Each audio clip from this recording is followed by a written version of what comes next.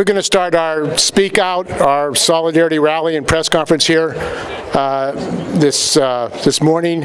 My name is Steve Zeltzer, and I'm a former striker at San Francisco 8 in '68. And our struggle in '68 still continues. And that shows that the struggle never ends, unfortunately. I didn't think that 53 years ago that we would be back here at San Francisco State to defend the principles we were fighting for in 1968. And those principles were the right of oppressed, the right of people from around the world to speak out about their history and their struggles, which are very important. And also to fight against censorship, because in '68, like today, there was an effort to shut down voices of strikers, of students, of people from around the world who came to San Francisco State because of its history. And the strike was an important part of history of education in the United States. It lasted 6 months, fighting the police, and even Ronald Reagan at that time wanted to bring in the National Guard to crush the strike. And much like Trump, they would have brought it in, except the fact that, in my view, the San Francisco Labor Council and the union movement at that time backed the strike. The Labor Council, the AFT, which represented the faculty at that time, supported the strike, and they were on the picket lines, and they were attacked. But they were afraid that if they brought in the National Guard, there would have been a general strike in San Francisco. And that's what they were worried about. And today, we face growing repression, racist attacks, homophobic attacks, xenophobic attacks, perpetrated by people in the government, blaming immigrants, blaming blacks. There are trials going on right now over the murders of a black man who was running in his neighborhood, over the murder of two anti-fascist, anti-racist in Kenosha, Wisconsin. So the fight that we made 53 years ago continues. That fight for justice, that fight for human rights, here and around the world. Because the San Francisco State strike wasn't just about San Francisco State strike, it was about the struggles of people in Latin America and people in the Middle East, people in Asia, all over the world. It was an international struggle, and that's how we saw it at that time, that our struggle here was connected, as well with the war in Vietnam. And the fact that this country was spending billions of a war to crush the people of Vietnam while people were sleeping in the streets. The same thing is today in this country. In San Francisco, with 70 billionaires, there are people who are dying in the streets, who can't get health care, who are homeless, in the richest state in the United States. That's a crime. That's a crime, that people are going hungry, people don't have housing. So the struggles that we took up then are here today, and we're going to have a program to defend Professor Rabab Abdulhadi, who's been attacked, as well as students. And I want to say, as a student at that time, I find it outrageous that Rabab and the students in this program, AMED, had posters on this campus accusing them of being terrorists. They were being terrorized, and their Facebook pages were being terrorized by the Zionists. That's an outrage. It has to stop, and those responsible for that have to be held accountable. That's absolutely critical. They have to be held accountable. And that continues today with the suppression by Zoom, Facebook, and YouTube of the program, which is a threat not just to AMED, but it's a threat to free speech, democratic rights, and discussion and debate on the campus at San Francisco State and every other college in the United States. First presenter is James Martell. He's president of the California Faculty Union at San Francisco State, which has been steadfast in the support of Rabab and her program. Welcome, James. So I'm the chapter president of the San Francisco State, I'm the president of the CFA SFSU chapter of our faculty union, and I am here to stand for academic freedom and for the rights of both Professor Rabab Abdulhadi and Tamami Kinakawa. Oh, thanks. I just want to give a little bit of background about what was going on, what the context of it was, and what's the current situation now. Many of you may already know the details, but I'll just go over them fairly quickly. Professor Rabab Abdulhadi and Professor Tamami Kinakawa had webinar that they were putting together. This was, I believe, October of 2020, I think. I might have my dates wrong. And somehow and one of the people on the panel was a Palestinian feminist named Leila Khaled, who had once been associated with a Palestinian group that has been labeled a terrorist organization by the State Department. So the Lawfare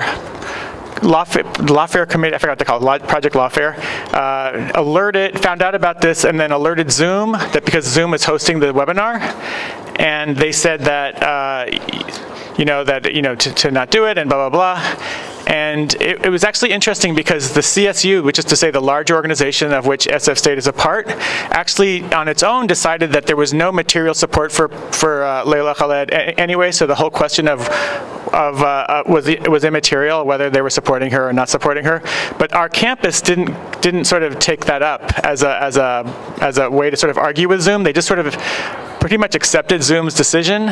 And worse yet, they wrote an email to Professors Abdulhadi and Kinakawa saying, just so you know, you might end up going to jail if you do this, which is totally not true and incredibly chilling to academic freedom. I mean, can you imagine getting such an email yourself, like you might go to jail if you do this? So after that, they then sort of suggested that they get their own lawyer and they deal with this and they deal with that. They did absolutely nothing to support this. They didn't help fight for it. They didn't really they looked very minimally for an alternative, but they didn't really do much there either. And basically in every single way they could have helped, and if they'd been a robust supporter of academic freedom, they would have helped. They did nothing. So we had a statutory hearing last month, and I'm very pleased to say for that part, so faculty hearings, these are called statutory hearings, and they're a kind of a method when the contract itself doesn't specifically mention any bad behavior. Faculty can still have this outlet to have a hearing of their peers. So 3 jurors from among the faculty are chosen at random, and they serve as the peer group that makes the decision. So it's a very democratic process. This happened, and the faculty panel itself, I'm very proud to say, ruled in favor of Professors Abdulhadi and Kinakawa, claiming that their free speech was chilled, both in a positive and a negative way. Positively by threatening them with jail, and negatively by not doing anything to help them. So in both ways. Then on, I believe it was November 7th, I want to say, I might have the dates wrong again, Lynn Mahoney, who's the president of SF State, rejected their claims. She said that it wasn't chilling to say that you might go to jail because they didn't say you can't do it. They just said you might go to jail, which to me is ridiculous, just completely ridiculous. So and then secondly, they said, oh, we did try to help, but not very much. And I wanted to highlight so I want to say a couple things about all this. First, we're going to have another. I'm actually sending an appeal out this morning to sort of appeal so we can hopefully get to arbitration. Secondly, there's going to be a second statutory hearing with Professor Kinakawa. So we have two bites at the apple. And I think that if both times the faculty panel rules in our favor, which I'm sure they will because this is a very open and shut case, I think we'll be in good shape. And I wanted to say 2 things sort of more generally. I think it's really troubling to have a private corporation be in charge of our academic freedom. You can pretty much count on them to sort of do the wrong thing. All they care about is money. They have no interest in academic freedom as a right or a privilege. And so I just don't trust them. Interestingly, Professor Leila Khaled has been on Zoom a million times. Nothing has ever happened. So it's only when they kind of got this attention from the Lawfare Project that this happened. And that was also something that our university could have mentioned, but didn't. That was another avenue they could have taken. If they really robustly supported free speech, they would have done that. To me, it's very important to say that saying that you're for free speech is meaningless if when things get tough, you don't do anything, right? Free speech only exists in duress. Otherwise, it's just a word. It's nothing. So this was an abject failure. The other thing, and the last thing I want to say is, it's very distressing as the chapter president of the union to have this democratic, jury panel of one's peers come to a conclusion and have it be overridden by the president. That just seems incredibly undemocratic and counter to the spirit of this thing. So that's where we stand right now. We've got Professor Abdulhadi's back and Professor Kinakawa's back, and we won't give up. And we're going to fight to not only win this particular battle, but also we want to enhance the rights of academic freedom in our contract, which are very weak. Right now it's just in the preamble, some kind of very weak language about academic freedom. And we can see in this instance that academic freedom is under constant threat, and it needs a lot more, it needs an article of its own, it needs a much more robust language, so that we don't have to resort to a statutory grievance, we can just do a regular grievance and have academic freedom cherished as they say they do. So thank you very much, and thanks for all for coming.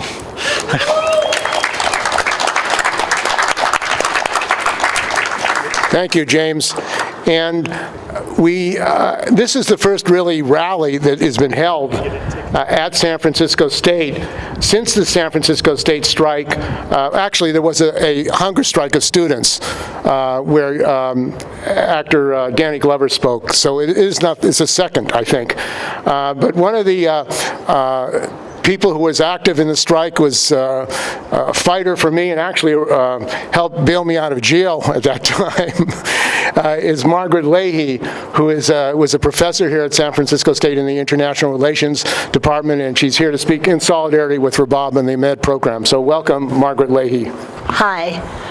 My name is Margaret Leahy, and while I was a professor here at San Francisco State, from which I retired, that's not why I'm here to speak. I'm here to speak as a striker. One of the proudest moments, other than being a mother, in my entire life. We fought for something that was worthwhile, that was important, and that had to be done. Most of you were not around then. In fact, most of you were not born then, 53 years ago. But there was a reason why we struck. 4 years, the Black Student Union had been attempting to get the university to put together a Black Studies program. But the university kept stalling, kept making excuses, usually financial, but said that they'd allowed 2 faculty to teach courses that might be appropriate. Well, they were, but because those people were lecturers, not full professors with tenure, they could be let go at will, and they were. So it was understood that there was not going to be any way that the program that was envisioned could be started by 2 faculty in a department other than one that was committed to the goals and ideals of a struggle for self-determination, both here in the United States and around the world. The members of the BSU therefore call for the creation of a department of Black Studies. They call for control over that department in its hiring and in its curriculum, so that what would be taught and who would teach it was determined by those who would be getting the education and members of the community. Because then, as now, the university is not separate from the rest of the society. The university is part of the society and should serve the interest of the society, not just the interest of a few. So we went on strike.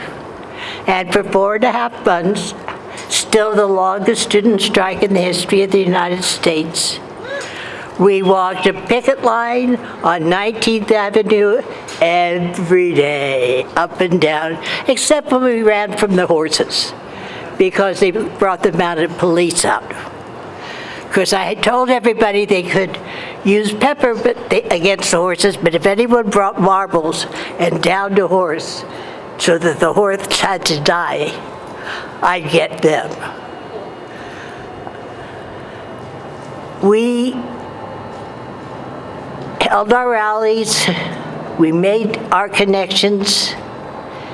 The community gave us support because we had been in the community. And those days, the student body was from the Bay Area.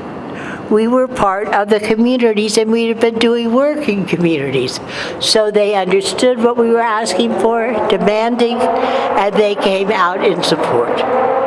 Whether it was from the Fillmore, Hunters Point, Chinatown, the Mission, and even like people like me from the Little White Sunset. After 4.5 months, we made an agreement where there would be the creation of a department, later a school, of Third World Studies, because at the beginning of the strike, while it was called by the Black Student Union, members of the Asian community, members of the Latino community, the Latinx community, also saw themselves as needing to have their voices heard. And it became known as the Third World Strike. There was the creation finally of a school, not for what we wanted, which was a school of Third World Studies, to include and be connected with the rest of the country here and the international community. It was called Ethnic Studies. And my big joke used to be, hey, I'm Irish, am I part of Ethnic Studies? That's ridiculous. The Irish were really oppressed when they first came to this country, but if you looked at many of the police officers during the strike, they were Irish. In fact, the IRA, Irish Republican Army, sent a letter condemning them and telling them they'd lost the right to be Irish. They were on the wrong side. They began to change what we envisioned, and they have continued to do it. And we see it now. They don't like Ahmed. They don't like Rabab. They don't like them because they are making connections internationally and they don't fit within that which the university now sees itself as serving, and that is a corporate structure. They hid it better when we were here. They are absolutely not hiding it anymore. When I was a professor here, I left. I retired early because this university no longer cared about teaching. It cared about money. It cared about making connections regionally, nationally, internationally, from people of finance that could support the buildings that they keep building here, as opposed to focusing on students. I came back after 40 some odd years, and the women's bathroom on the third floor of what was HLL, the first building off 19th Avenue, it was the same as it was when I was a student. I can't see. Oh, 1 minute. 1 minute. They put the money where they wanted it to go. We have to fight now to keep the one remaining program that is both fighting for the right of self-determination within the United States and outside of the United States. And that is of the Arab American and the Palestinian people. And if we don't stand up now, we're going to lose just about everything. And that's why I'm here, and all I can say, Steve said it earlier, we continue the struggle. Well, la lucha continua. Lexi Folger, she's a San Francisco State alumni and Jewish Voice for Peace. Good morning. It's great to be here with you. So I'm Alexi Folger. I'm from Jewish Voice for Peace. We are a Jewish anti-Zionist organization. We are motivated by the Jewish tradition of justice, and that's why I'm here today. I'm also here today because I was a student here many years ago, but I always feel like a student when I come back here, so I'm happy to be here. And the first thing I want to say, which is the first thing we often say when we're representing JVP, is what should be most obvious, that anti-Zionism is not anti-Semitism, all right? And trying to claim that they are is damaging to everyone, including Jews, who face real anti-Semitism, not fake anti-Semitism, all right? So you will hear it a lot. And so, those of you who aren't familiar with Jewish tradition, trust me on this one. They are not the same, all right? And that's really important, because that's usually the argument. When you can't argue on human rights and you can't argue on basic decency, you fall back on that. And it's a false argument. Zionism is racism. It is, as a matter of fact, right? And the university embraces this argument by policy, even if they don't say those words. The university talks a lot about diversity and inclusion, and their approach to diversity and inclusion excludes anti-Zionist Jewish students, right? It is flawed. And, when I was a student, I was young, and there was a lot of people whispering in my ear that because I was Jewish, I was supposed to support Israel. So I gave it a try, and it just did not square with anything I understood about justice and what's right. So I had to abandon it. And there was no place on campus to go.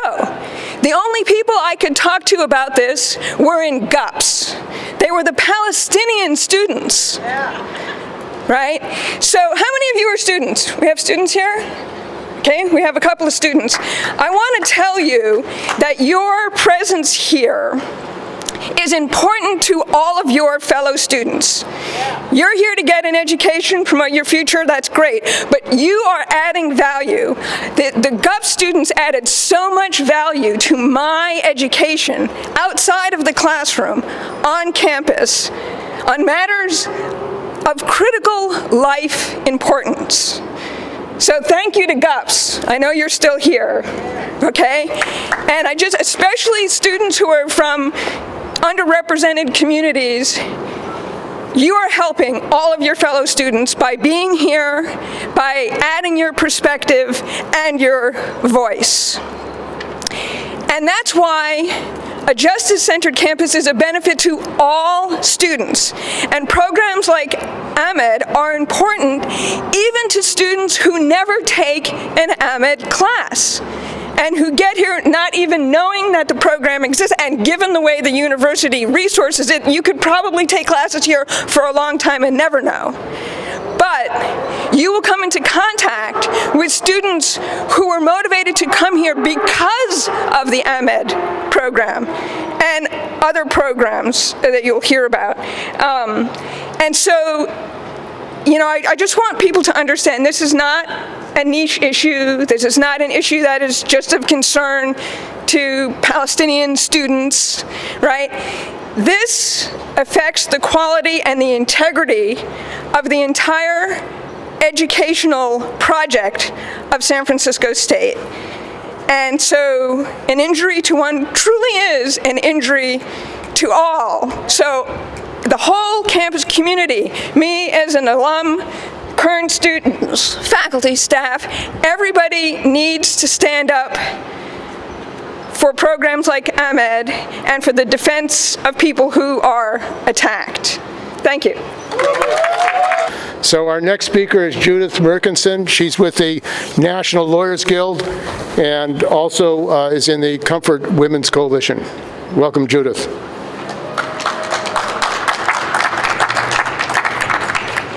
everybody.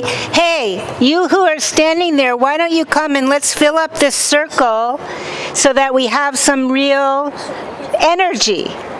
Come on. Come on. So I think we should all be very grateful to both Professors Abdulhadi and Kinakawa for making this a struggle for free speech and for justice on this campus. As a member of the National Lawyers Guild, we have always supported those who fight for justice, and we are very much entrenched in this battle around Zionism, which is racism, which the former president of San Francisco State University said Zionism is intrinsic to Judaism. As an anti-Zionist Jew, I know that that is a complete and utter lie. And that is the position of the National Lawyers Guild. We are defending Professors Kinakawa and Abdulhadi in their struggle. We defended Rabab in her last grievance against the university and against Zionist students and lawfare and Hillel. We will continue to defend professors throughout the country who are fighting exactly the same fight, because there are countless numbers of professors and lecturers who are being fired for talking about Palestine and who are identifying as anti-Zionists. Let's face it, we're in this life and death struggle here around white supremacy and racism, and this is just another example of that. So that is why the National Lawyers Guild is so involved. Right now, there are 2 trials that are coming to fruition. Rittenhouse and the murder in Georgia. And in both those cases, probably white supremacists are going to get off. We know that Rittenhouse is going to get off mostly, and he'll probably be acquitted. We cannot allow that to happen. We just can't. And the struggle around Ahmed and the struggle around Zoom, we cannot allow these institutions to control what speech happens, because more and more and more, our freedoms are going to be curtailed, and white supremacists and Zionists have to be confronted at every position. I'm also here to talk. I'm wearing 2 separate hats here, sorry. I'm here also because we're in a struggle against denialism. And let's face it, the history that we're taught, the history and mythology that we're taught about the history of the United States is one about denialism, in which somehow founding fathers created this incredible country, except, we decimated the planet then. We created genocide for the indigenous people, and we enslaved what became millions of African people in order to do it.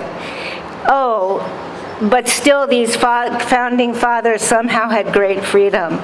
So right now, many people are trying to confront this denialism.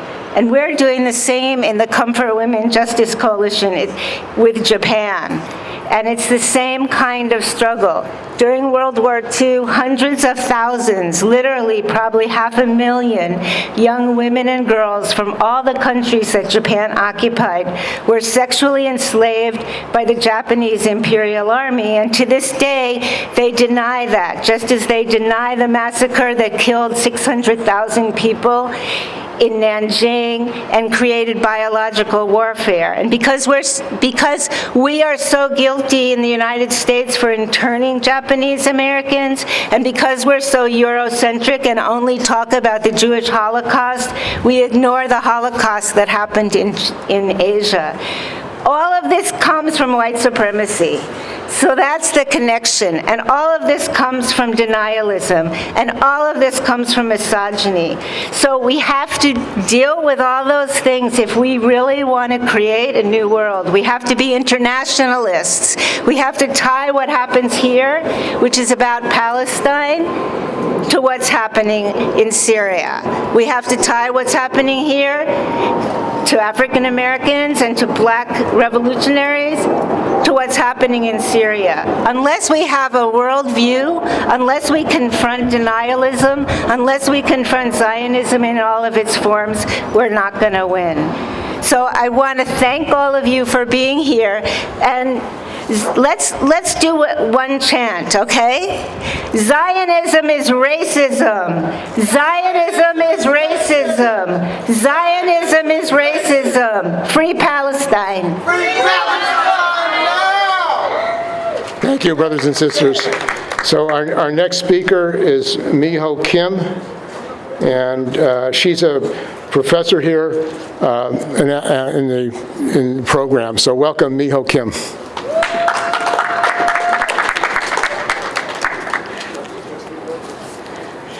Blessings and greetings, everyone. My name is Mijo, and I bring you words of solidarity on behalf of Zainichi Koreans all the way from Japan and here in the United States. I also teach here in the Asian American Studies Department. A huge honor to be a part of this amazing legacy that was spoken to. And not to mention Dr. Tomomi Kinukawa and I both being a voice of the Zainichi Korean community standing in solidarity with Palestine and the AMED program here at San Francisco State. So thank you for the opportunity. I think many of you may not be familiar with who we are, so please indulge me for a second. Zainichi Koreans are but a few 100,000 now in Japan, and we're born and raised there, but we're basically descendants of the former colonial subjects of the Japanese Empire. And after Japan lost its colonial territorial holdings in 1945, that part we, I think, all know, when Japan lost the war, many of the Korean colonial subjects, the poorest of the poor, really, the peasants and laborers, many from the same communities that a lot of women, young girls too, were taken to become comfort women to serve Japanese soldiers throughout its battlegrounds in Asia that Merck talked about. They were not able to find their way back home across the tiny sea to the Korean peninsula in the chaos and devastation, right? So 3, 4, 5, 6 generations of us are born now, My grandfather was a forced laborer, worked in the coal mines 20 hours every single day and not get paid a single penny, and he suffered ailments for the rest of his life in Japan, in a land where he never spoke the language our former colonial master spoke. It's still illegal in Japan to hire us into the public sector. It's illegal for us to vote at all. We're not a part of the political electoral system, and yet Japan is the only place we know as home.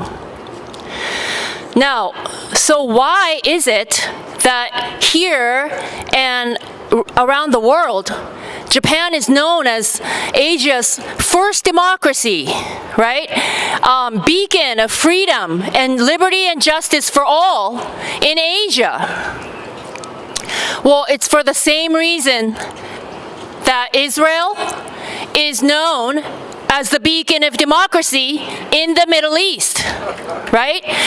And that is for the same reason that this very country is known as the champion of human rights and justice, liberty and justice for all, right? And it takes our forebearers and predecessors to get in the front lines and through blood, sweat, and tears to win a tiny sliver of liberation zone in the academy that it's so easy to take for granted, call as ethnic studies.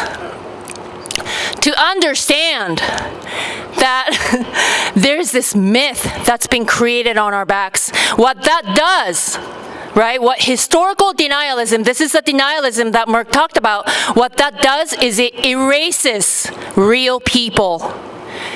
And erasing our voices, attacking academic freedom, like that experience by Dr. Kinukawa and Rabab, is a necessary tactic in ensuring that this myth continues and that it continues to be built on our backs.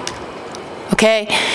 And this is why it's important that as Zainichi Koreans, we stand in solidarity with the Palestinian struggle and also the AMED program, and for the sake of ethnic studies, the very mission of which is to ensure that we have a platform to tell our truth and that we existed. What our experience has been is a living testament to the failings of what is known as democracy. And this is where answers are found for the way to justice and liberation for all, right? And so for that, I'm grateful that we could stand here with you in unity and free Palestine. Thank you. So one of the people that has really been standing with the AMED program and Rabab, Dr. Rabab Abdulhadi, is Dr. Tomomi Kinukawa. She's a lecturer in the Women's Department of Gender Studies and with Eclipse Rising. She's been critical in joining together with Dr. Rabab Abdulhadi in fighting to defend the program, fighting the rights of free speech. So welcome. Thank you. I am a lecturer faculty in Women and Gender Studies at SFSU, and I would like to start acknowledging that I'm speaking on the stolen land of Ohlone people here.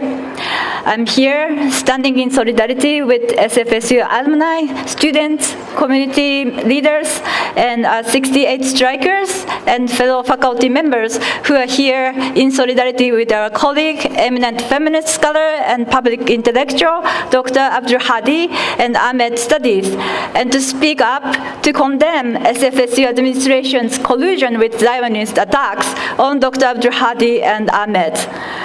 Since spring 2020, I have had an honor to collaborate with Dr. Abdulhadi. Our collaboration started when I invited Dr. Abdulhadi to guest lecture in my Women and Gender Studies course. She gracefully accepted the invitation and in turn invited me to co-organize a series of joint AMED WGS open classrooms highlighting Palestine, Arab and Arab American and transnational feminism and gender and queer justice. Through those joint classes, both students and myself were introduced to community-based anti-colonial AMED pedagogy that Dr. Abdulhadi has developed over decades that reflects the revolutionary visions of the 68 strikers. Despite the abrupt move to online teaching due to the pandemic in spring 2020, what we got to offer in our open classrooms was the fruits of our labor of love for our students and our resistance against silencing of anti-colonial feminist queer voices at corporatized universities. Each open classroom became a historical conversation among revolutionary thinkers and luminaries of our time and expanded rich archives of anti-colonial feminist and queer narratives. Every student in my 2 sessions of WGS 150 with a variety of intellectual and personal backgrounds responded strongly and most positively and wrote about how the open classrooms transformed their understanding of anti-colonial, anti-racist, feminist and queer justice work and touched them in deeply personal manners. In September 2020, SFSU administration violated our academic freedom by failing to protect one of those classes whose narratives, gender justice and resistance, a conversation with Leila Khaled, from corporate censorship and pressure by pro-Israel Zionist organizations such as Lawfare Project.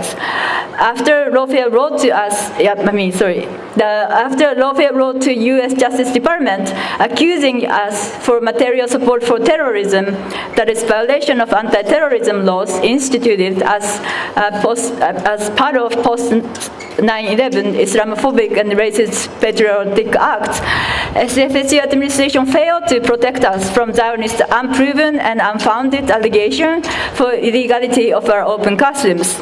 Instead of protecting our academic freedom, in her email sent to both Dr. Abdulhadi and myself, Provost Summit, citing no legal counsel, repeated the same charges named by lawfare to us, even writing of possible imprisonment. In the email, Provost told us to assess risks on our own and look for our own lawyer as though we were criminals and as though we were not part of the university community worthy of receiving legal and other support from CSU.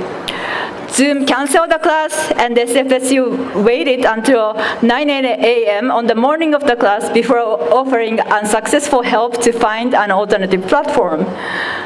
Once Zoom, Facebook, and finally YouTube literally pulled the plug on the live streaming class after 20 minutes. It's the full failure of the university was demonstrated. So notably, according to their emails made available through public record request by California Scholars for Academic Freedom, SFSU administration knew that our classroom doesn't violate any law, including that on material support of terrorism, prior to the silenced open classroom. Nonetheless, they never corrected or apologized for Provost's email to us. SFSU also failed to use their resources to challenge the unconstitutionality and chilling effects of the material support for terrorism, U.S. law that has been repeatedly applied as a weapon by the right-wing pro-Israel lobby.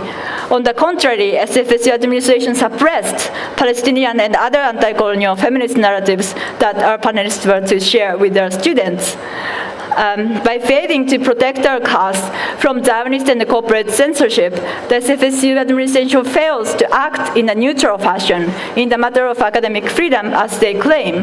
On the contrary, administration becomes complicit with the violent ways in which Zionist organizations such as Lawfare Project have violated academic freedom of many Palestinian academics and those who teach Palestine on U.S. campuses and elsewhere, including anti-Zionist Jewish colleagues and students. Their violation of Dr. Abdulhadi's academic freedom did not start with the silenced open classroom, but had continued over decades. If the administration claims to be defenders of academic freedom and ensure academic freedom for all, administration must take up a moral and ethical obligation to reject Zionist false and offensive attempts to equate anti-Zionism with anti-Semitism, ultimately to silence anti-racist and anti-colonial voices against Israel apartheid government. It is intellectually, morally, and ethically irresponsible for SFSU administration for failing to counter the ongoing violation of academic freedom by Zionists and corporate media on U.S. campuses, including SFSU. So both Dr. Abdulhadi and I filed grievances against SFSU for their violation of academic freedom. We had a huge victory when faculty hearing committee ruled that the San Francisco University has inflicted harm upon Dr. Abdulhadi and that her academic freedom was in fact violated. The faculty panel stated that the university did not provide adequate support to Dr. Abdulhadi against the actions of the corporate entity Zoom, and more importantly, against the outside organization Lawfare Project. In fact, the university's actions were in line with the recommendation of Lawfare. By rejecting faculty panel's decision, President Mahoney refuses to acknowledge and end SFSU's collusion with Zionists and their racist Islamophobic attacks on Dr. Abdulhadi, Ahmed, and Teaching Palestine. While global outrage mounts against Israel government's recent designation of 6 Palestinian human rights organizations as terrorist organization, SFSU administration rejects to join the anti-colonial and anti-apartheid movement movements for justice in and for Palestine. Their uncritical use of post-9/11 Islamophobic language and their failure to condemn Zionist strategic conflation of critique of Israel's settler colonialism with anti-Semitism in their official statements proves not only administration's moral failure, but also their superior intellectual standards. So I stand here in solidarity with comrades here, and I stand here to hold the SFSU administration accountable for their part to live up to the visions that were created by the 68 strikers. Thank you. Ahmed, our next speaker is with Denny with QUID. Hi, my name's Denny. We're here with QUIT, Queers Undermining Israeli Terrorism. This is our 21st year supporting Palestine and fighting Israeli occupation for 21 years, and for decades before that we've been organizing. This mic. Hi, okay, now I can hear it. So again, Denny from QUIT, Queers Undermining Israeli Terrorism. This is our 21st year as QUIT, supporting Palestine, and for decades before that, supporting Palestine in the queer community and in the movement community, fighting for recognition of Palestine. And we are just here to want to be here in support and to fight for academic freedom and for Palestine, and we want to invite you to our kickoff event of joining the Pillsbury, the Boycott Pillsbury campaign. Pillsbury is part of General Mills. Pillsbury has factories in occupied Palestine. So join us in the anti-Killsbury campaign on November 27th at the Castro Safeway, where we'll be handing out some coupons and free anti-Pillsbury Killsbury cookies. So, free Palestine, free Palestine, free Palestine! This struggle for Palestinian workers, Palestinian rights, is taking place in the labor movement, because the AFL CIO leadership, the leadership of the unions in this country, support Israel, and they support them through the Histadrut, and they are in favor of bonds, using our money for bonds in Israel. So they're actually financially helping the apartheid regime in Israel. And one of the speakers who's taken that up and fought in her union for that is Lisa Milos. Well, she's a member of UPTI, rank and file member, and a delegate to the San Francisco Labor Council. Welcome, Lisa. I'm going to try to speak loud enough. My name's Lisa Milos. No rounds that we had during the strike. Voices. Come closer. Okay. My name is Lisa Milos, and I'm a rank and file member of the University of Professional and Technical Employees of the University of California, San Francisco. I'm a healthcare interpreter. I'm speaking as a rank and file member. I'm also a member of the San Francisco Labor Council. I want to state that our union, UPTI, system-wide, on a statewide level, representing 15,000 University of California healthcare and research and technical employees, passed a resolution on June 2nd in support of Palestine, in support of boycott, divestment, and sanctions, in support of stopping U.S. aid to Israel, and also in support of cutting ties with Histadrut. Histadrut is the trade union, so-called trade union of Israel, which is really not a trade union at all, but rather it's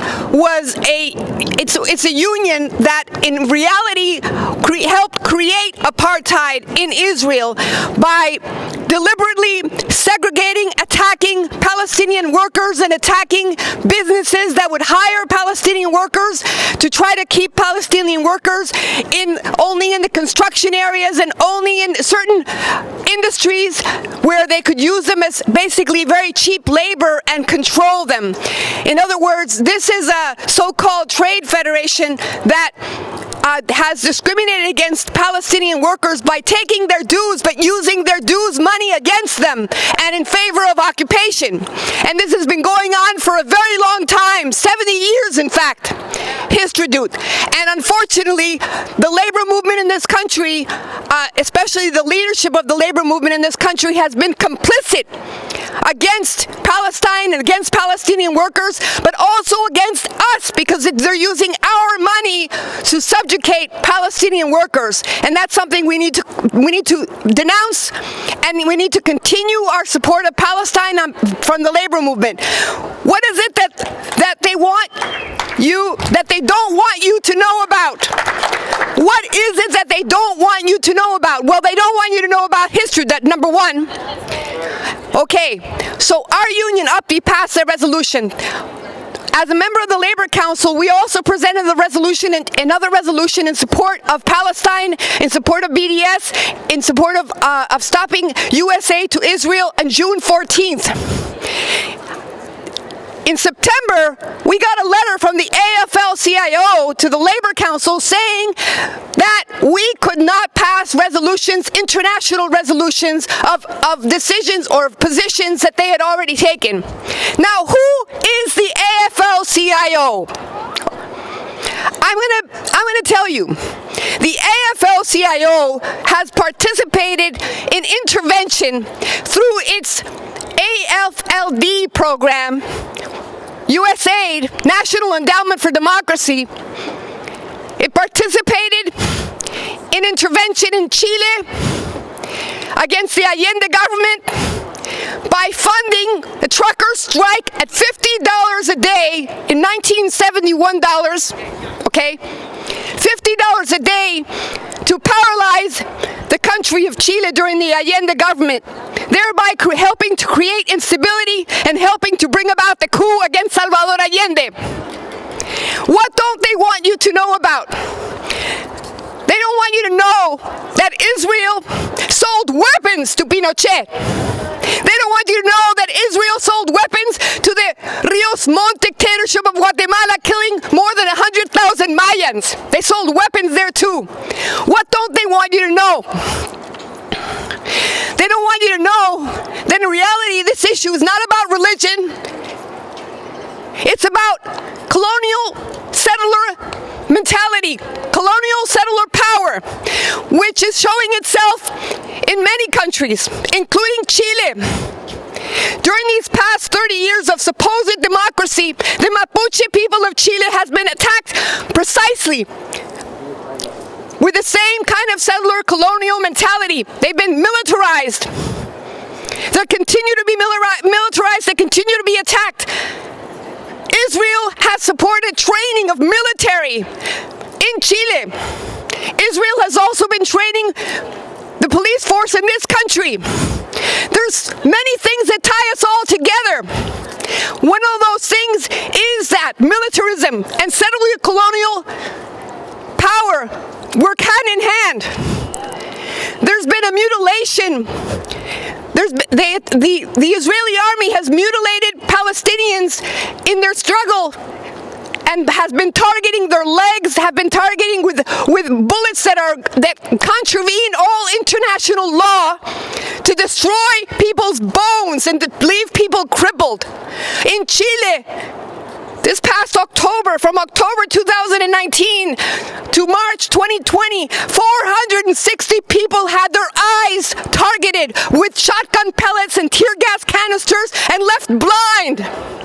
During the protests here in the United States, there even formed a shot in the eye squad that came out in New York Times, where journalists and protesters had their eyes targeted by U.S. police. There's a lot of things that tie all this together, and Israel is part of that as well. So that's what they don't want you to know. And that's why it's so important to have academic freedom and also independent media. I'm also speaking here because I was also a candidate I'm part of the Rescue Pacifica slate for KPFA Listener Station Board. It's really important that we support independent media and that we support anti-racist, anti-imperialist, pro-worker programming in Pacifica stations, in KPFA. Right now, we're dealing with a news department that is nothing like it was in the 1970s and 80s. A news department that has an apology for Colin Powell, that has had guests that have said literally that the FBI is our friend. We cannot have an independent station saying those things or allowing those things on the air without somebody to contest that and to expose those lies. So we need you every one of you to join KPFA and watch for the next elections that are coming up and choose a Rescue Pacifica platform. Thank you. Thank you. Thank you, Lisa. So our next speaker is Nadia Tanyos with the Palestinian Youth Movement. Should I even bother using this? No, huh? Let's speak into it. Okay, got it. Hi, y'all. If you've heard me speak before, this is not going to be as energetic because I just did my due diligence and got my booster shot yesterday. So, right, shout out to keeping each other safe. The reason that I'm here, even though I'm feeling pretty under the weather, is because we are all called to be here to support Dr. Rabab Abdulhadi and Dr. Tomomi Kinokawa. And we're here specifically, it's really encouraging to see so many people come from different walks of life and to really contextualize what academic freedom means. We're here to support them while their academic freedom is under attack and being expunged by this university. This university is supposed to be a place of true learning, and we are encouraged by Dr. Rabab Abdulhadi's persistence in bringing quality people and sources to speak to her students, to really give a world-class education through ethnic studies, through AMED, which is what this is all about, right? Dr. Leila Khaled is an expert in her field, and it's important to be able to have her speak to people and speak to students. And the fact that the SF state curbed to Zionist pressure and is perpetuating a system of oppression against Dr. Kinokawa and against Dr. Rabab Abdulhadi is disgusting, and we're here to call them out on that so that it doesn't happen in silence. And just as we had veterans come here from the student strike and from the strike that has created the ethnic studies program, right, we know that our memories are very long. We won't forget this, and we also won't back down. So when Dr. Rabab Abdulhadi and when Dr. Tomomi Kinokawa are under attack, what do? We stand up, fight back, right? And that's why we're out here today, because we're saying that there's a whole community behind them. There's a whole community behind them who has a long memory, and we know what we're fighting for. We also know that just like when ALEC, right, and other conservative groups write these template resolutions around, like the anti-boycott bill, for example, that was passed by over 25 states, we know that that's the template that now is allowing Texas to write the same bill around anti-boycott of fossil fuels, right? We know that that's what that is. It's a template for our downfall. So as somebody said earlier, I apologize, I can't remember who you are, but as someone said earlier, this is the front of a struggle. If we let this pass, if we let this happen, nobody in the ethnic studies program is safe, and everything that our elders have been fighting for is under attack, and that's why we're here to stand together. We know what they're trying to do, and we're not going to allow it. So I'm going to bring up here Saif and Suzanne, and they're going to read a statement that we put together as the Palestinian Youth Movement. Please give them some round of applause. Hi everyone, my name is Saif. I'm part of the Palestinian Youth Movement. We are a transnational anti-imperialist movement dedicated to liberating Palestine, and this is the statement that we've written.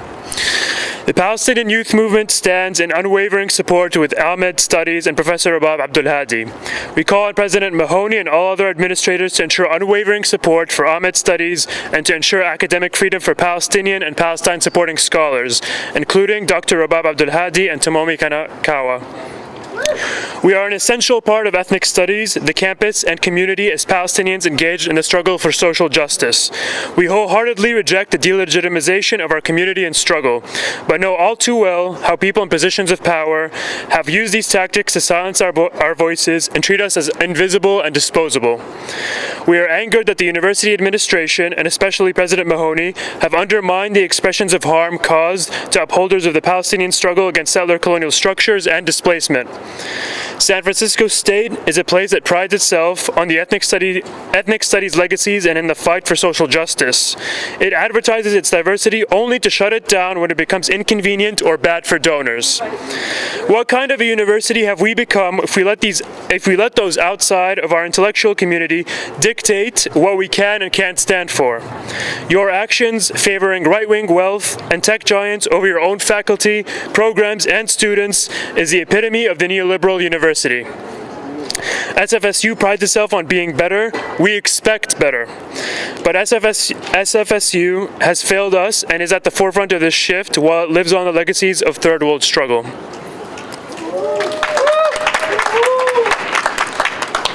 The Palestinian struggle is a struggle for liberation, for freedom, for undoing systemic forms of oppression. Oh, sorry. Started yelling? Okay. The Palestinian struggle is a struggle for liberation, for freedom, for undoing systemic forms of oppression, racism, and patriarchy.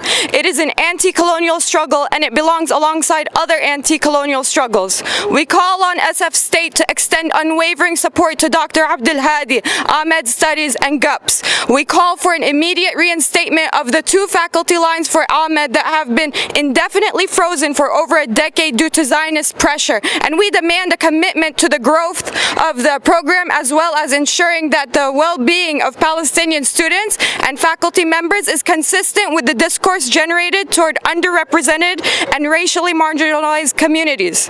PYM members have had a strong and enduring relationship with SFSU as students, alumni, and faculty, and every step of the way we have participated in the fight for justice for Palestinians and academic freedom for Palestine on campus and beyond.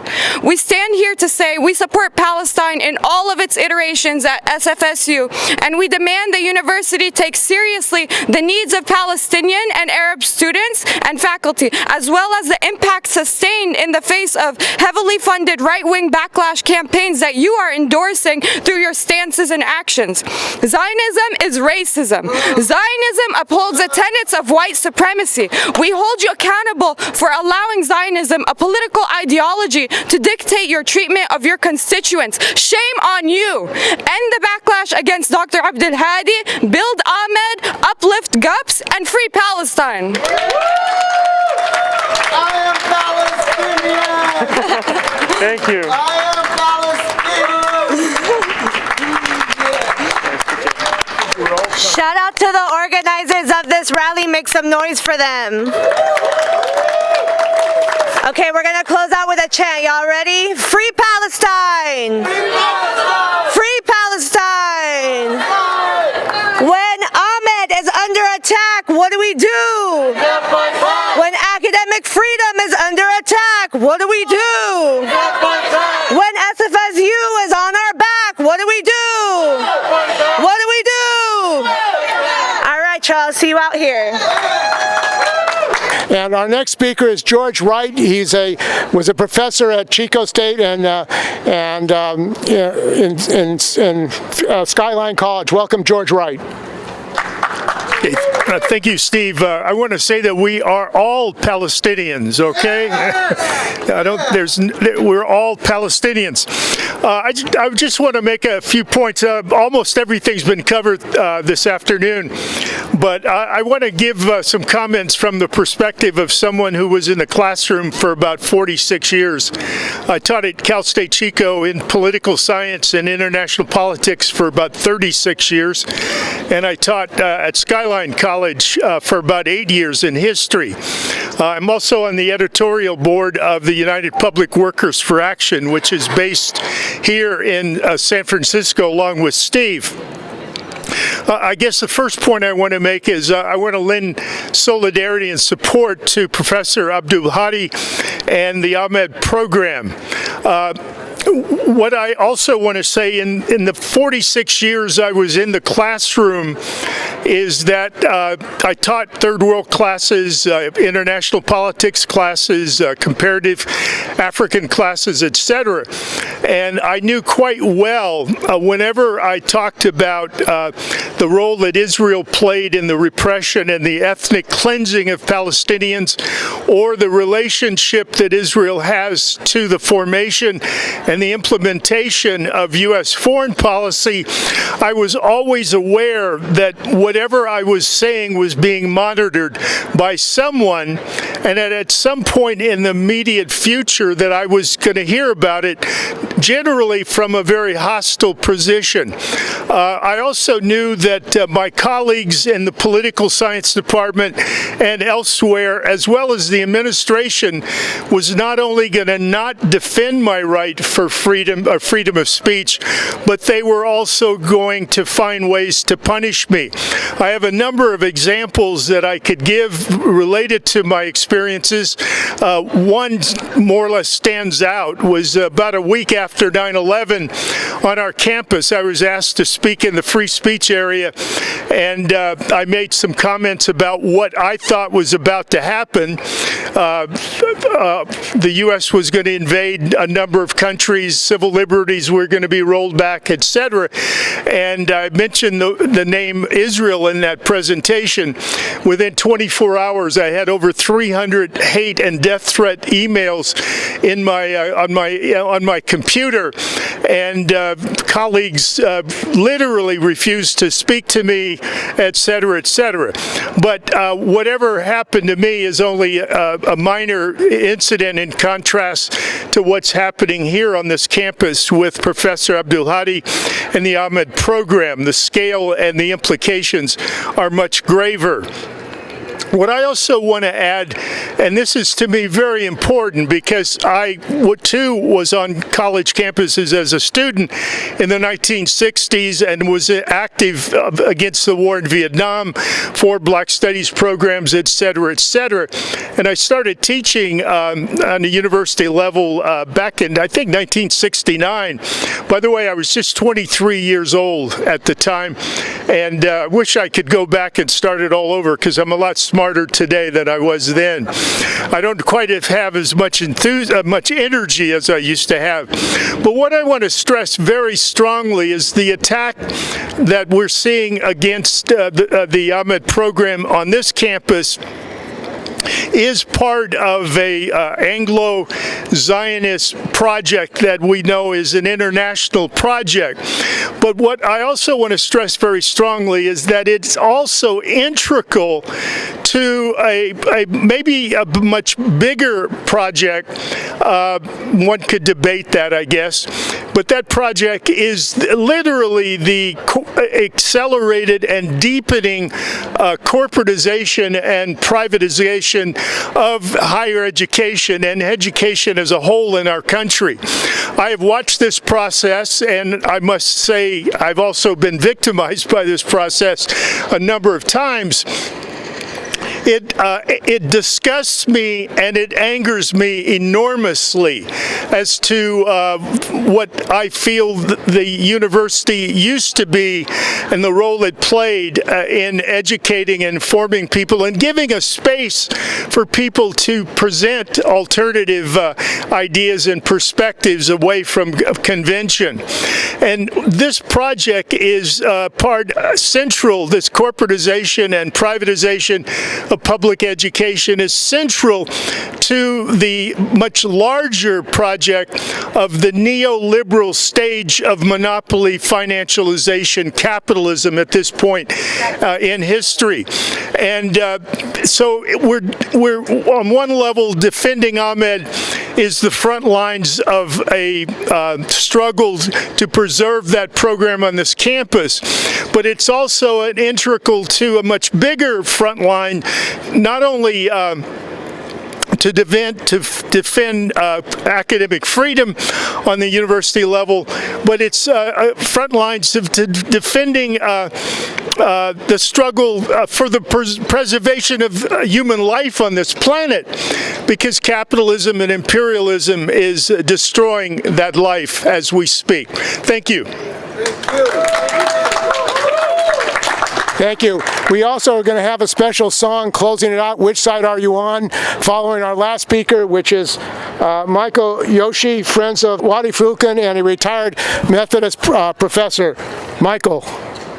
I just want to say hello to Rabab. I hope you're listening and joining us from New York. I hope you're doing well in spite of all that you have had before you in the struggle here at San Francisco State University. My name is Michael Yoshi. I am a United Methodist clergy and co-chair of a group called Friends of Wadi Fulkan, which is a partnership with the Palestinian village in the West Bank, Bethlehem district. Like many other villages across the West Bank and East Jerusalem, Wadi Fulkan is threatened by land confiscation and home and property demolitions as we speak for the expansion of settlement infrastructure in that particular region. We all know that such land confiscation is illegal according to international law, but it's implemented through racist legal tools which justify taking land from the Palestinian people. We also know that in recent days there have been 6 Palestinian human rights organizations designated by Israel as terrorist groups with the intention to dismantle their organizations and to halt their work on behalf of the Palestinian people. So as we gather here today to provide support to Dr. Abdulhadi, I would suggest that there is a direct correlation between the aggressive land annexation in Palestine, the targeting of Palestinian human rights organizations, and the vilification of scholars like Dr. Abdulhadi here in the U.S. The aggressive annexation of Palestinian land is challenged by human rights groups and scholars like Dr. Abdulhadi. Silencing of their voices is part of an effort to quell truth-telling, and deter true education from taking place on what is happening in Palestine. As a community supporter and longtime partner with the Arab Muslim Ethnicities Diaspora Program, or the AMED program here at SF State, I have witnessed from the very beginning that the full promises of funding for the program have been long delayed and ultimately unfulfilled. I have witnessed Dr. Abdulhadi being targeted and attacked by forces, publicly smearing her reputation and labeling her in cartoonish ways as a terrorist. You see those flyers down below here, below the stage. And extraordinary measures could have been and should have been implemented to not only protect her ability to teach at the university, but to also address the Islamophobic and racist tropes against her. There could have been and should have been measures to honor her dignity and self-respect as a human being, let alone as a prominent educator here at this university. But instead, demonization led to marginalization and an ongoing undercutting of the AMED program. As a Japanese American whose people have been demonized, marginalized, and subjected to mass incarceration, it has always been a privilege to work with Dr. Abdulhadi and AMED program, where the values of the indivisibility of justice are made real in her pedagogy with authenticity and true integrity. As she followed appropriate protocols and process for her grievances and those of the AMED program, the faculty panel rightly adjudicated justice for Dr. Abdulhadi.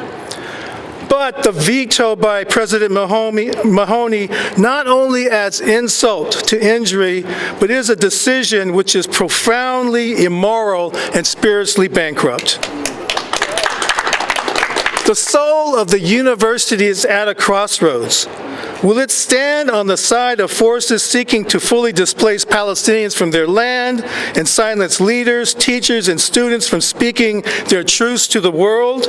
Or will it stand on the side of justice and freedom, anchored in the values and principles which define the historical identity of this very university, which we've heard here today? And so may I say to you today, let freedom ring and let justice reign. Thank you very much. We are honored also to have a San Francisco State University AMED ES graduate student, Laith Ghulam. Hi, everyone. I don't know how many of you have been in the Ethnic Studies building. It's right around the corner over there. But there's a plaque on the wall that you can see on the left side that says, "Relevant Education Now," referring to the demands of the students who went on their historic strike that ended with the creation of the college. Last year, my cohort in the College of Ethnic Studies demanded relevant education through the creation of an AMED graduate seminar. The responses we got from the administration did not address this demand, and we enlisted a group of Ethnic Studies alumni across 7 cohorts who signed a letter of support. This helped us set up a meeting with the dean, and we were assured that the course would be created for this fall. However, here we are, and there is no such course. The administration kept moving the goalpost and said that spring was possible. And later it came out that it wasn't even an AMED seminar. Many in my cohort, myself included, applied to this school specifically because of AMED studies. It is drawing students from around the country, but the university and college continue to prevent AMED studies from growing and withhold the resources that students need. Come spring, many of us in the program will graduate, and we will have done so without the support of the college. I share this with everyone here today because we still have the same demand and need for AMED curriculum. Not just for us, but for future students. But now there's less curriculum than ever, and AMED has been reduced to only a few courses, and this is not only the fault of the administration and the university. Our demands were addressed to the College of Ethnic Studies, and the college were the ones who pushed us back. And so, whenever I walk through those doors and see that plaque, I have to think about the demands of the strikers and the irony of a College of Ethnic Studies that does not take seriously the needs of its students, that does not stand up for its faculty, and continues to tout its legacy as the product of the 1968 strike. A college that uses that legacy and AMED studies to recruit students, but to leave those students with no resources. And so I must ask, where's the wild ambition of ethnic studies gone, and what does that mean for future students and faculty who are trying to study something that the university stands against? Why is there no genuine solidarity with the college and AMED studies? Thank you. Thank you. Our next speaker is Hatem Bazian. He's a lecturer at UC Berkeley. Welcome, Hatem, and a fighter for justice. Welcome, Hatem. Assalamu alaikum. And it's good to be back here at San Francisco State, where I was the student body president way back, and was in the International Relations Department and Speech and Communication Department. So let me give a little bit of background in terms of the university and its treatment of Palestinians, Arab, Muslim population. For a long time, the university have surveilled the Palestinian, Arab, Palestinian communities. So much so that there isn't a single rally on this Malcolm X Plaza, except that we had some police, some videotaping taking place, the assumption that there must be, these are violent people. And usually the complaint before the event takes place came from Hilal and other members of the Zionist community on campus and outside. Meaning a complaint from someone, immediately the university acted in Orientalist, Islamophobic, racist ways. And we got all this document when we filed Freedom of Information request or suit. And also during investigations that took place, the university had to actually throw away all of the documents and the videotaping that they have done of Arab, Palestinian, Muslim students. This university and this administration. More importantly, at a certain point, the university was receiving so-called confidential reports from GCRC, Jewish Community Relations Council. This report instructed the university what to do to limit Palestinian expression on this campus. Again, I am not speaking theoretically. If anybody wants, I actually had the document because one of our colleagues was very generous. They were making multiple copies, one for the president at the time and one for us. So if anybody wants the document, this confidential report, I have it, and I'll be more than happy to give it to you to understand the collaboration and surveillance and the targeting that took place from this university. It seems that for Palestinians, the university would check with JCRC, and I wouldn't be surprised that they will check with the Israeli consulate whether this is acceptable or not. This is at a time also with our university president at the height of protests on this campus for South Africa anti-apartheid movement, protest against racism, took a fully paid trip to Israel to tour around and come back to look at the Palestinians and activists on this campus through an Israeli lens. I'm talking about President Robert Corrigan. If you want the documents, again, I have the documents for you. I charge this university and its leadership of being Islamophobic. And again, I run the Center for Islamophobia at Berkeley, and I'm the editor of the Islamophobia Studies Journal. The university practices structural, polite, sophisticated type of Islamophobia. Now, this university has one Palestinian professor, Rabab Abdulhadi. One. I guess one is too many from the Zionist lens. One. And if we look at from the time that Rabab came to this campus, she has been constantly under, I would say, civil society torture. Instead of this president and the one before them, post 9/11, this university should have actually welcomed, embraced, funded, developed the program for Ahmed. Even if you disagreed with it, when somebody is in a structural oppression, the moment for showing leadership, not hypocrisy and Islamophobia, is this moment. That's the case. Rabab should have been embraced.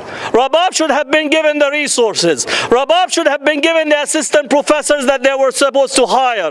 Rabab should have been given the embrace at a public gatherings. She should have been welcomed and given the ability to speak of what are the needs of the Arab, Palestinian, or Muslim community. But no!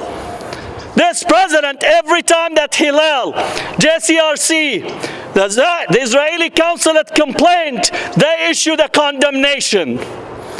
Now listen, I understand the relationship and the constant historical tension that we have with the pro-Israel, pro-Zionists. Again, for a Palestinian, you have to have thick skin. But there is a difference between having thick skin and having to be faced with structural torture on a daily basis. That's what we are facing. Now let me give you the context. Since 9/11, we have almost 4,000 legal cases that went to court under material support, under terrorism. 90% or more have to do with Palestine. Most of the Palestinians activists in this country have been labeled directly and indirectly of being engaged in terrorism under so-called material support. Again, if you want the evidence, I have the cases, I have the names, I have the people that defended it by specific time, date, and so on. From the Holy Land Foundation, Sami al-Aryan, all the way up to the present cases. What does the university do? Does not challenge, does not respond, and actually add insults to injury. So when Rabab comes and finds all the campus tagged with posters saying terrorism, the university actually issues a bland, as if you're like having a bad hamburger that you ate, rather than coming and actually specifically naming those who are targeting Rabab and targeting Palestinians, targeting Arab Muslims in this campus.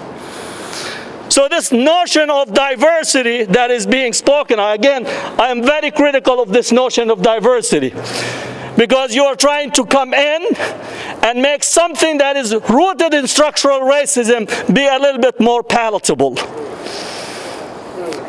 We need to completely change the conversation. We need to completely transform what it is to be a campus, where if you look at the population of this campus, the majority is students of color. The majority of students of color. If you look at the faculty, the majority are still white faculty. And if you look at how the structural response to this, again, we have not yet changed. Ethnic studies is still under siege constantly. And I remember the days where people were complaining that ethnic studies should not teach students how to protest. What should you teach the students to do? If they're not challenging the violation of their civil rights, you want the students to actually emerge accepting the structural racism. And there have been constant attempts to dismantling ethnic studies. And Ahmed is one of those additional. We have to add more elements to ethnic studies, and also begins to change the curriculum in many parts of the other parts of the campus. So we have a long work ahead of us. We need to continue to defend Ahmed. We need to continue to defend Rabab. And we need to tell the university administration that you need to fund completely Ahmed, need to apologize to Rabab, we need to apologize to ethnic studies, you need to apologize to many of us who are alumni of this university. Business as usual. Trump light is no longer can do it in relation to what we need at this particular time. We might say to Trump and point to him as being openly racist, but the sophisticated type of racism is far more damaging, because it actually tugs on the lines and thinks that it's an ally for you, but it is not. So what we need is to challenge this aspect on a daily basis. So let's continue to support Ahmed, make sure that Ahmed is thriving, and make sure that the university put the funding that is needed and the support that is needed for Rabab and everyone that is in Ahmed.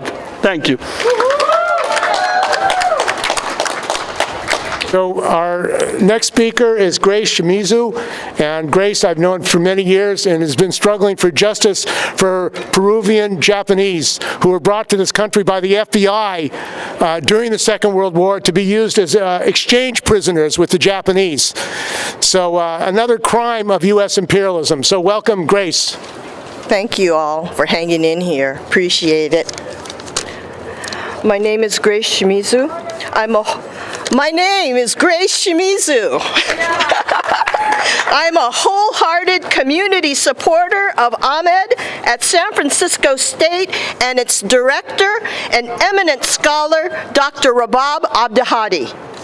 I was introduced to Ahmed and Dr. Abdulhadi years ago when they invited me to speak at a Day of Remembrance commemoration at State. What a wonderful introduction that was, especially to know that it was the Ahmed program that was embracing the history of my community. People of Japanese and Okinawan ancestry in the U.S. and our diaspora, who during those dark days of World War II were subjected to mass incarceration, extraordinary rendition, family separation, hostage exchange, and forced deportation. And Ahmed supported and amplified our ongoing reparations struggle to hold the U.S. government accountable for the civil and human rights violations perpetrated against our families. And this wasn't just a one-shot flash-in-the-pan token gesture. Ahmed has continued every year to bring together the campus and the San Francisco Bay Area communities to commemorate Day of Remembrance at State.